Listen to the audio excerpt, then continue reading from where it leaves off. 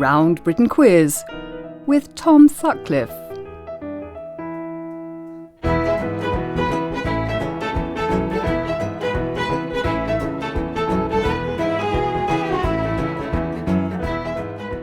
Hello and welcome to a new series of Round Britain Quiz.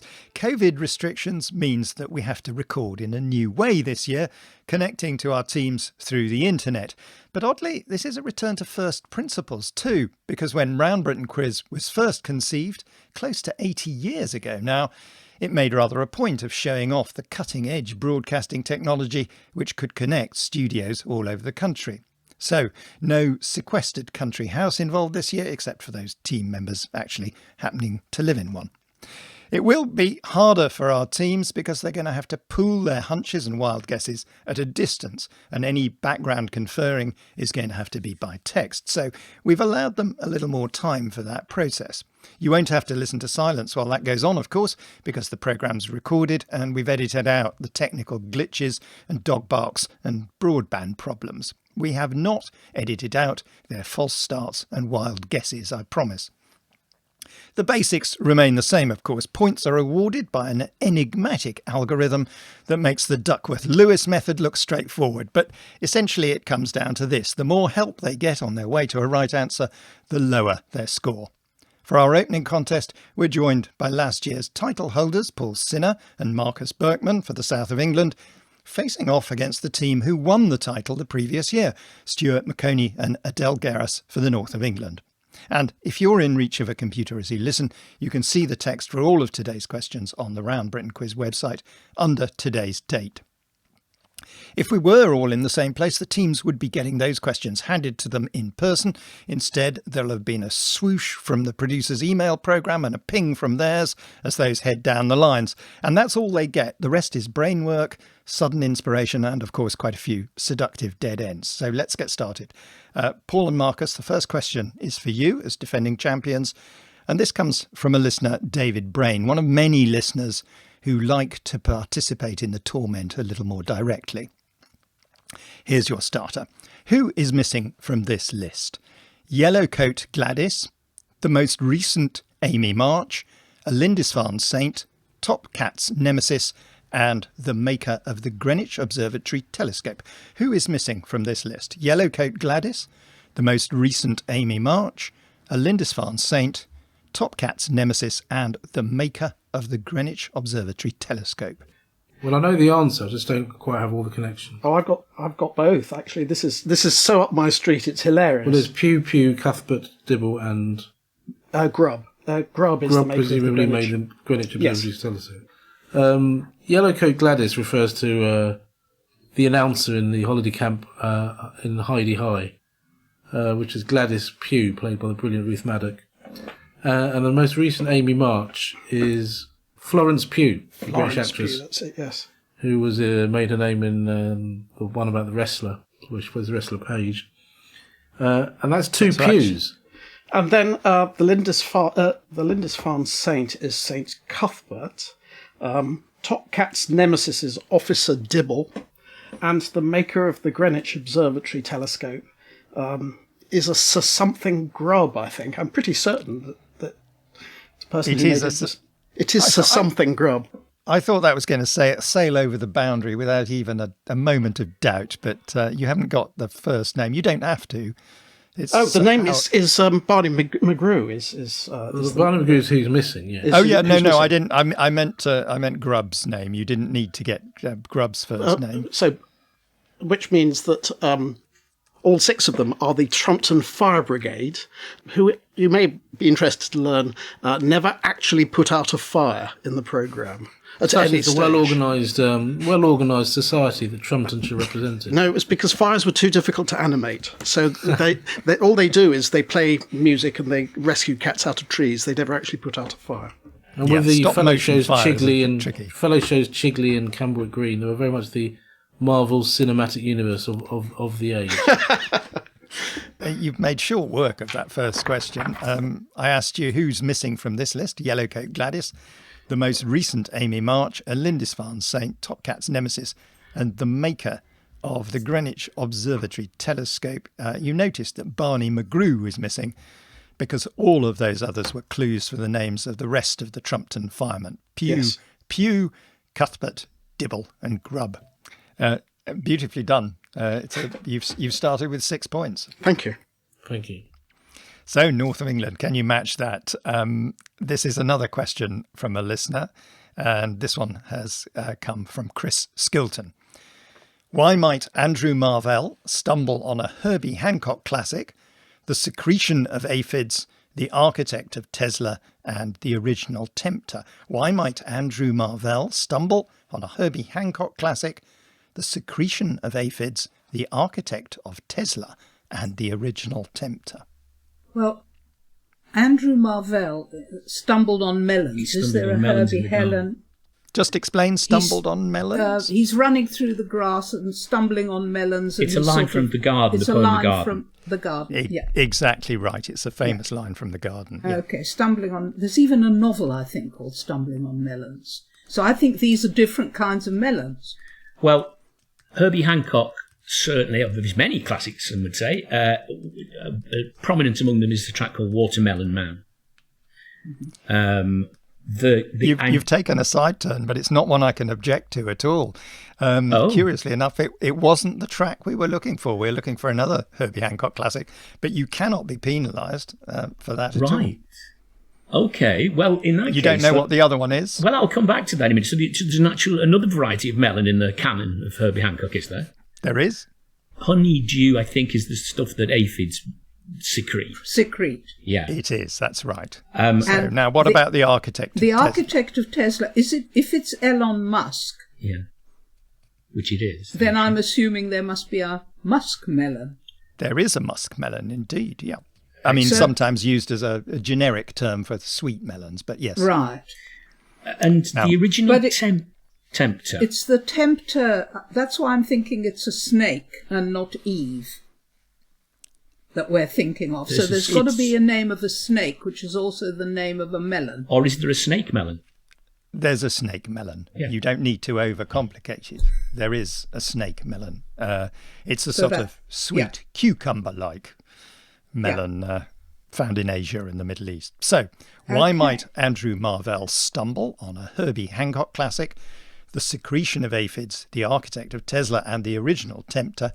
He might stumble on them because they are all melons. The Herbie Hancock classic, can you get the other one, Stuart? Charenton? I'm trying to think through. I mean, I'm trying to think through his most famous tracks. Rocket, Watermelon Man. No, this is eluding me. Okay, I don't know whether you're going to recognise it. Cantaloupe Island. Oh, Cantaloupe Island. Yes, absolutely. Absolutely, yes. Brilliant. Cantaloupe Island was the one we were looking for, but you're absolutely right. Watermelon Man is another Herbie Hancock classic, and I can't penalise you for that. 6 points. So, South of England. This is your first question with music and voices, and this comes from Jim Coulson, who actually has appeared on RBQ. I think it's a case of a poacher turning gamekeeper, or the other way round, maybe. Anyway, listen to these pieces and tell me, how is the first connected to the other three?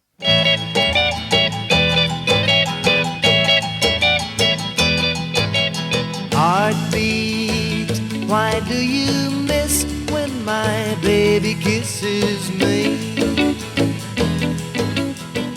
You've got to try and set the tone with your first couple of deliveries. I think that's always important. In my mind, I was so clear, I just didn't want to get driven. I didn't want to give the batsman an easy drive through the covers, first ball of the game.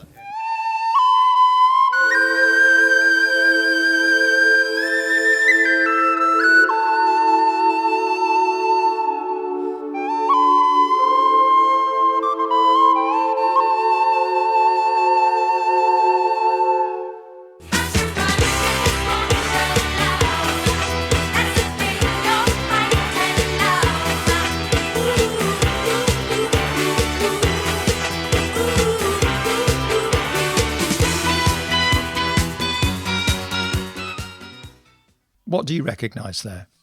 How far have you got? The cricketer is Stuart Broad. We know that for certain. And the song at the beginning is Heartbeat by Buddy Holly.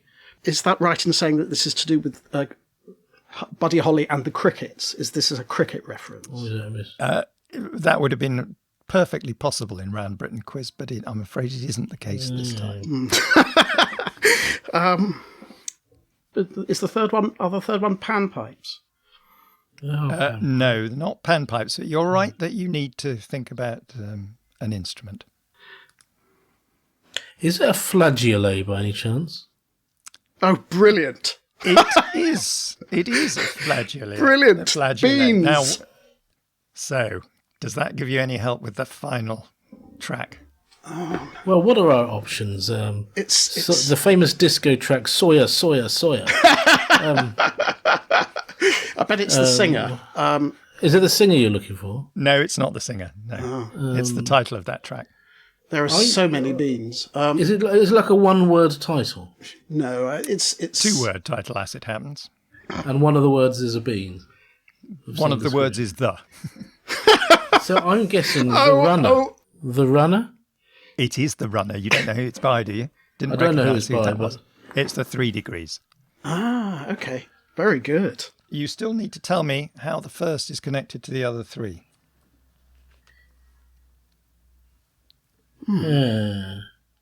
It's nothing to do with Heartbeat, the TV series, is it? It isn't. No. And I think if I give you a clue here, you're going to have to lose a point because it's staring you in the face. We need a synonym for heartbeat. Oh, pulse. Pulse. Oh, Pulses. It's a pulse. So we played you Buddy Holly's Heartbeat. And then we played you the voice of Stuart Broad. I knew you would get that, Marcus. We played you a tune played on a penny whistle. It was the instrument we wanted and not the tune, flageolet. And then finally the 3 Degrees, the runner. All of those are forms of bean. And at a pinch, a heartbeat is a bean too, because it's a pulse. I did have to give you that last element. It's maybe a little harsh, but we'll give you 4 for that. So, north of England, there is a tiny bit of clear space now, as long as you answer this one well. Why might the police suspect the following people of involvement in drug gangs? 2 retired cricketers who might be described as displaced persons, an author who might be accurately described as a contemporary of Sir Winston Churchill, an actor and singer with traveller connections, and a war hero who founded homes for disabled people. Why might the police suspect the following people of involvement in drug gangs? 2 retired cricketers who might be described as displaced persons, an author who might be accurately described as a contemporary of Sir Winston Churchill, an actor and singer with traveller connections, and a war hero who founded homes for disabled people. Well, we think that the overall answer, if you like, the drug gangs that are being looked for are what are known as county lines gang in this. Why do you think that? Well, because we think the constituent parts are all counties, in that Leonard Cheshire is the war hero who founded the Cheshire Homes. I think That's right, famous pilot. Yep. I think the actor and singer with traveller connections, because he has both played Romany folk, and I think might be of Romany extraction himself, is David Essex. That's absolutely right. Yes, you've got the right one. So therefore, we're looking for other counties. The author who might accurately describe as a contemporary of Winston Churchill. I'm intrigued by that accurately described as if there's a little irony in that. I mean, we are not looking at for Winston Churchill, are we? Because he could be. There's no irony there. Okay. You might describe him as very accurately described as a contemporary of Sir Winston. Are we looking for someone who was born and died on the same day? Not quite the same day, but same years. So an author who died in Green? 1964. I'm trying to 60. Churchill's funeral 65, isn't it? So I'm trying. 65 was it? 65. That's right. Oh, Somerset Moor. Somerset Moor. Somerset Moor. Well done. Yes. Absolutely right. So these 2 retired cricketers wandering around looking like refugees. Well, there's the famous Terence Middle and Sir Aubrey Sex. But, this is you've become a little too sophisticated there, Stuart. You need two names, both of which are counties. Yes. Oh, but displaced persons, not in the sense of refugees, but in the sense that their names don't reflect where who the they people played are for. from. Ah, Yeah. okay then. Is that cricketers with names of counties? Okay. And they're retired, They are Yes. both retired cricketers. so they're yeah. older. Clive Lloyd. Oh dear. Hang on, Devon Malcolm. Devon Malcolm. Devon Malcolm is one of them. Fantastic, Adele. Devon Malcolm and Lancashire. Warwick. There's a cricketer called. No, it's not Lancashire. I don't think you're going to Derbyshire. get to Derbyshire. No, it's not Derbyshire. I'm gonna push this over to Marcus because I bet he knows. Okay. Do you know Marcus? Are you talking about John Hampshire? We are talking about John Oh, Hampshire. God. Yeah. No, I'd never have got that. No, I don't And think so. why are they displaced? They're displaced because neither of them played for the county that's in their name. Yes. Exactly right. That's exactly right. Yeah. Well done. So you started very well there. You slowed up only towards the end, but it was on a very difficult component. We asked two retired cricketers who might be described as displaced persons. The people we were looking for were John Hampshire and Devon Malcolm. They played for various counties, but never for the counties of their names.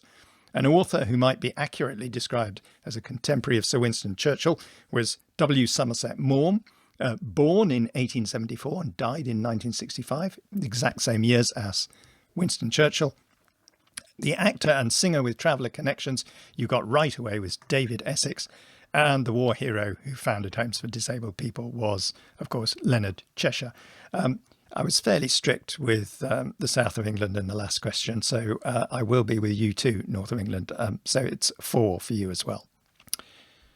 Now, Marcus and Paul, in what way would someone impulsive and angry, someone with no musical appreciation, and someone looking at you with malicious intent be supported by someone with chutzpah? In what way would someone impulsive and angry, someone with no musical appreciation, and someone looking at you with malicious intent be supported by someone with chutzpah? What do you think, Marcus? I'm really thinking very little here, but I think it's Well, someone who's impulsive and angry is hot-headed, and someone with chutzpah is bare-faced. got it. Someone with no musical appreciation is tin-eared, has a tin ear, and someone looking at you with malicious intent. Well, so head ear. Someone looking with you malicious intent. Is there something, something eyed? Something There is, and I think a lot of listeners will be shouting it at Yes. the radio. Red-eyed or... gimlet-eyed. Much more direct than that. Evil-eyed. Evil eye is what Evil we're looking eye. for. Very Exactly good. right. Malicious So, intent. so you've got a hot head, a tin ear, and an evil eye. What might they be supported by? Oh, God. I think Adele has just got it. Oh, brass-necked. Oh, A brass neck, yeah. I mean, barefaced and cheeky and aren't bad, but I don't think a head is supported by a face, whereas a head definitely is supported by a neck. So, chutzpah is, of course, Leo Roston. I don't know. Do you know that famous definition? It's the quality demonstrated by the man who murders his parents and then throws himself on the mercy of the court because he's an orphan. That's Leo Roston's definition of chutzpah. So that is brass neck, a pure definition of brass neck. Well done. You took your time, and I had to steer you away from a couple of misdirections. So I think I will dock you a point for that. It's 5 for you, south of England. Now, north of England, it's your music question, Stuart and Adele. Listen to these and think about this question. Why could you describe this as an arresting trio?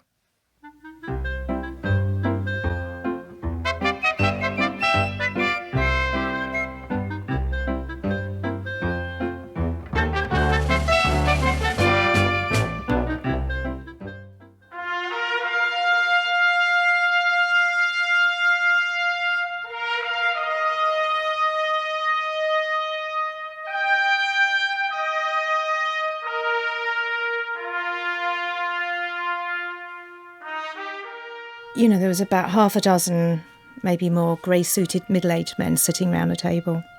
And I remember talking through the idea.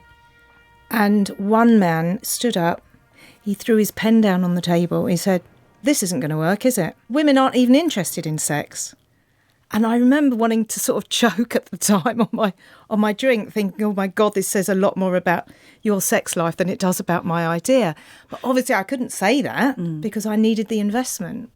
Why could you describe this as an arresting trio? I saw a broad smile appear on Stuart's face in that last clip. I don't think it was just because you're talking about I'm glad it did, because it didn't appear on my face. Who is that woman, Stuart? Well, should we take them in turn? Yeah.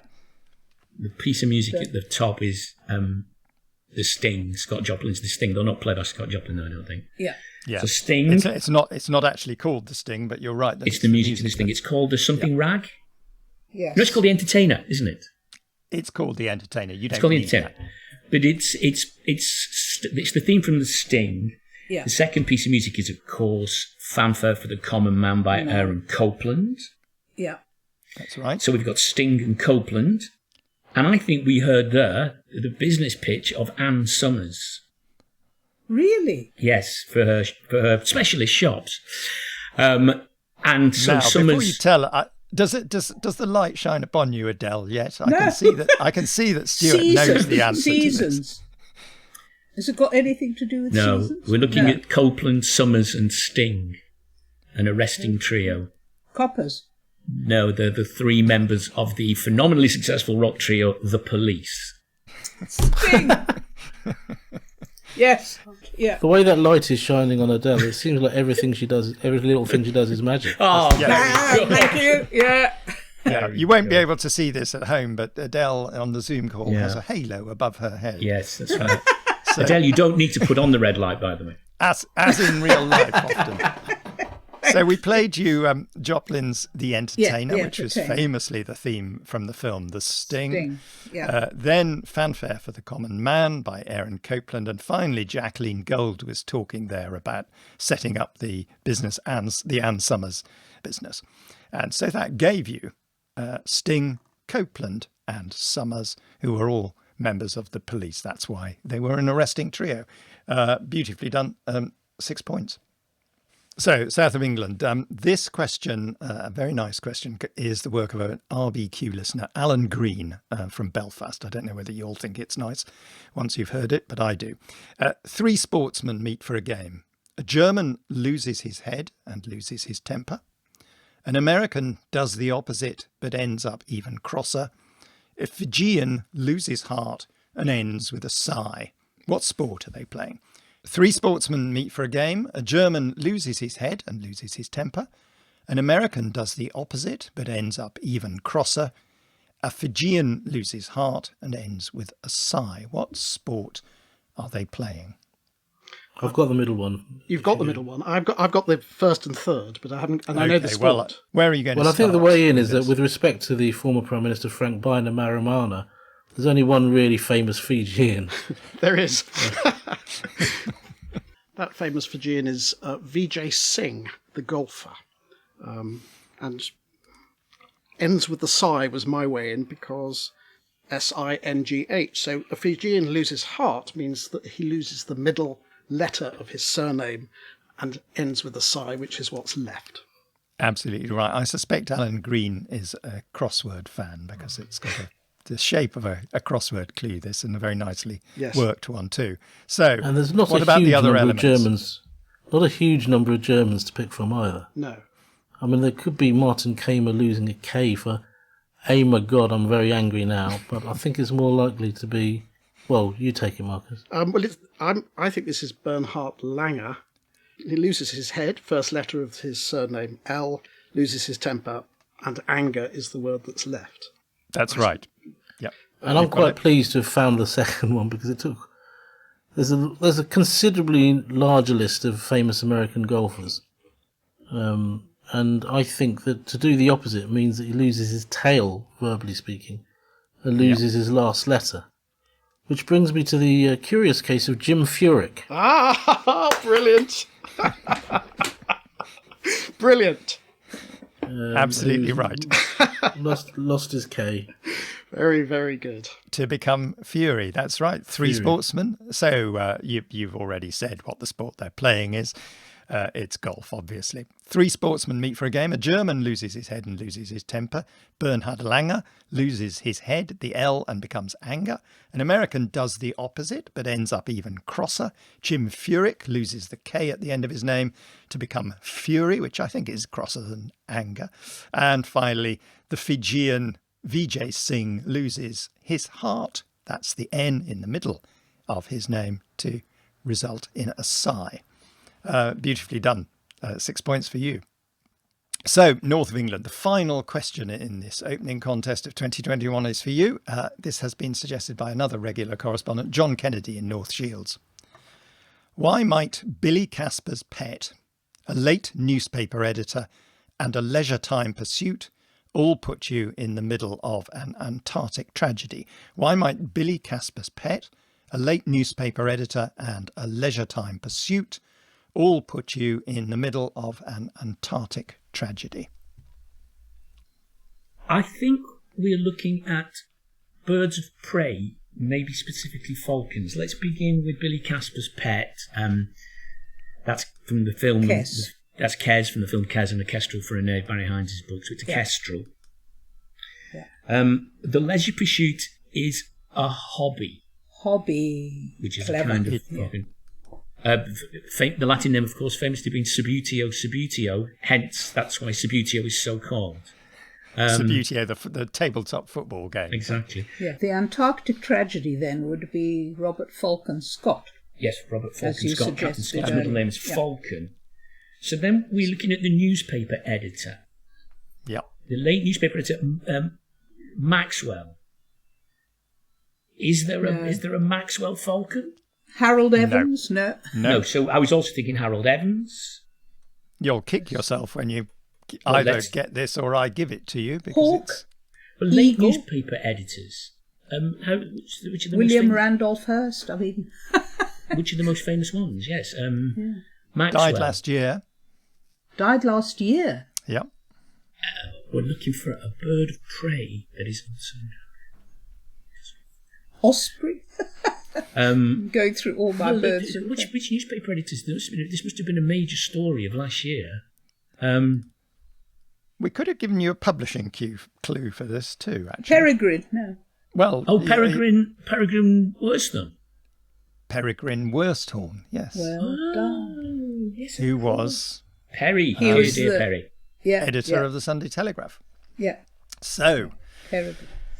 why might Billy Casper's pet, a late newspaper editor, and a leisure time pursuit all put you in the middle of an Antarctic tragedy? Well, the middle of the Antarctic tragedy, Robert Falcon Scott. Falcons were what we were looking for here. Billy Casper's pet was the Kestrel, because that's the name of the character in the Barry Hines novel and the Ken Loach film. The late newspaper editor you really struggled with was Peregrine Worsthorne, and the leisure time pursuit was a hobby. I did have to help you get to Peregrine, I think, so I'm afraid you only get 5 points for that. So, at the end of this opening contest in our lockdown series of Round Britain Quiz, the scores are tied, both south of England and the north, on 21 points. Well done.